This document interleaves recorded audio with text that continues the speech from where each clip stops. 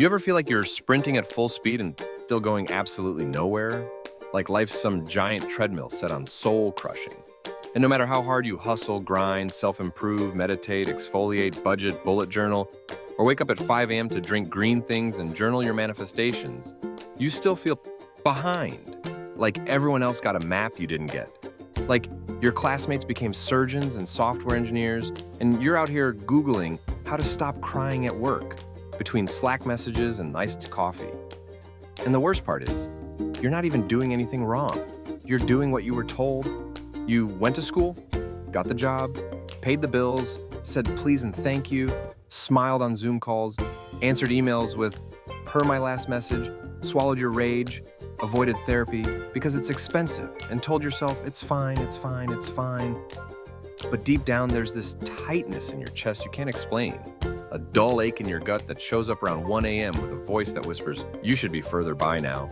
And you believe it, because it sounds like you. And that voice? That's the one I'm here to talk to, because it's lying to you. And worse, it's convincing you that you are the problem, when really you're living in a system that profits off your exhaustion. We are not tired because we're weak. We're tired because we were never meant to run at this pace, answer this many messages, solve this many problems, smile through this much pain, or pretend to be this okay for this long. We are overworked, undertouched, overstimulated, undervalidated, full of caffeine and lacking in connection. We are constantly plugged in and somehow emotionally unplugged. And then we wonder why we feel numb.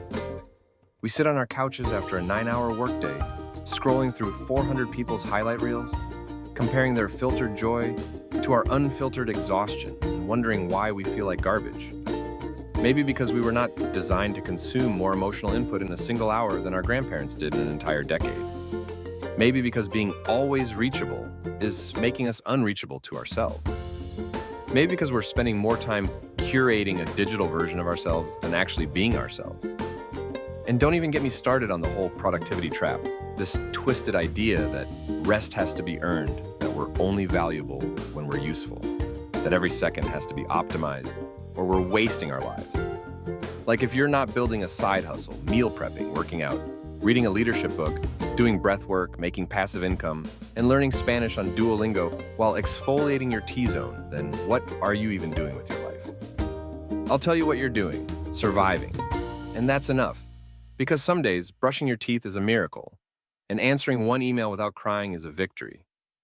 And if you're here, listening to this, still trying, still waking up and showing up and fighting the urge to disappear entirely, then you are not behind. You are unbelievably brave. Because here's the truth. No one tells you when you're an adult. There is no right time to figure it all out. There is no magic age where the fog lifts and the pieces fall into place.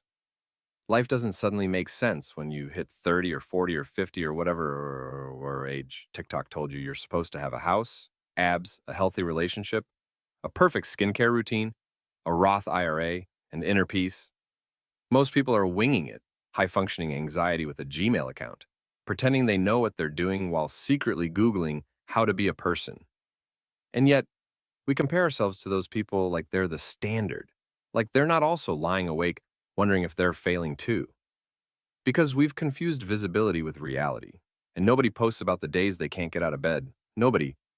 Instagrams their panic attacks, their shame spirals, their loneliness, their therapy bills, or the fact that they cried in a CVS parking lot because the receipt was too long and it felt like a metaphor for their life. But those moments, those are real. And you're not the only one having them. You are not the only one feeling like you're stuck in the middle of a life you didn't consciously choose, checking all the boxes and still feeling hollow. Like you built a resume but lost yourself somewhere between the bullet points. And maybe you don't even know what you want anymore because you've spent so long chasing what you thought you were supposed to want. The grades, the job, the body, the relationship, the approval, the likes, the money, the milestones.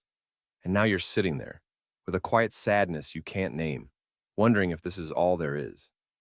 And listen, if that's where you are right now, I'm not here to fix you, motivate you, or tell you to write a gratitude list while sipping matcha.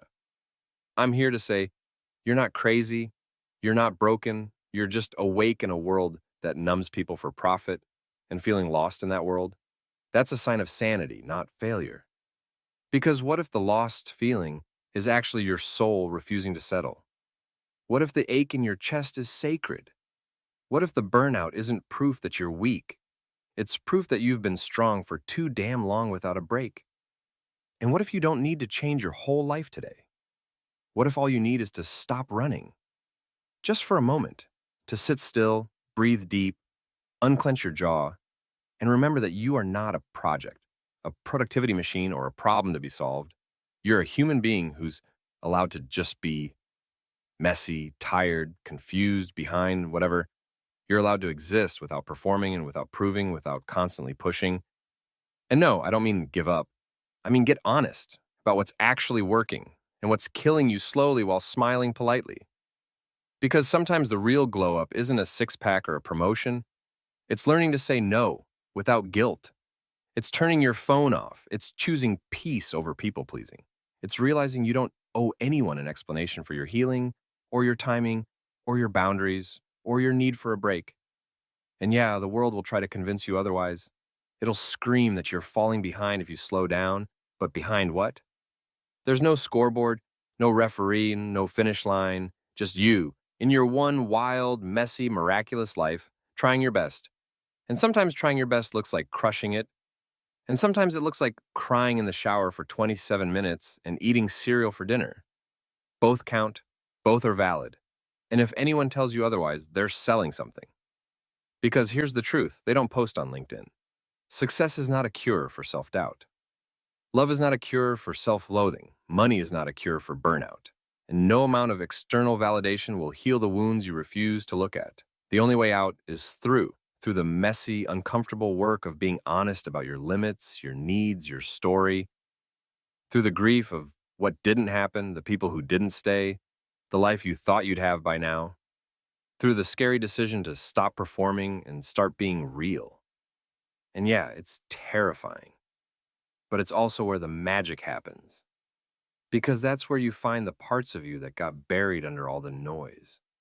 The playful you, the creative you, the soft, weird, brilliant, unapologetically alive version of you that got silenced somewhere between homework and hustle culture.